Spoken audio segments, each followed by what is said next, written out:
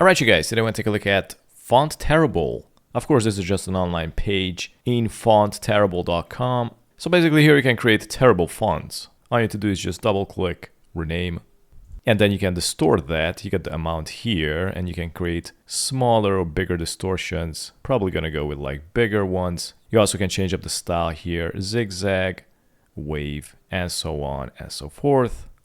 But I'm gonna stick to zigzag right now. And then you also got another handle here. You can make it wider. Oh, there's like also another handle here. Check this out. Probably this is gonna distort it even more.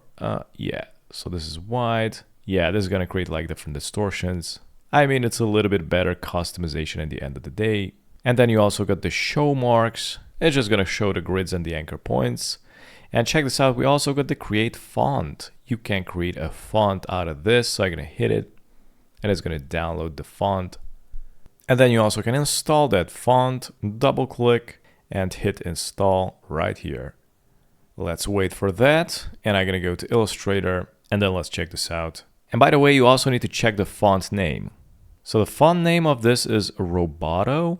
I don't know why it's called like that, but I gotta select it and search for Roboto. And then you got the Roboto font, but in between you also got a Roboto Terrible. I don't know why would you name it like this to include in the Roboto family font, but it's kind of messed up. But anyways, we got it right here, and then you can rename.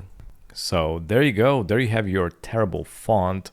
And then you also can customize already made fonts. And for the reference, I'm going to try out the Adrenaline Regular or the BMU Bold Personal Use. So let's go back to the web page. All you need to do is just drag and drop one of the fonts, drop it here, and it's going to mess it up automatically. I'm also going to try out the second one. This seems to be more fun. And then you also can switch up, do some other crazy things. I think I like this one. Let's create a font.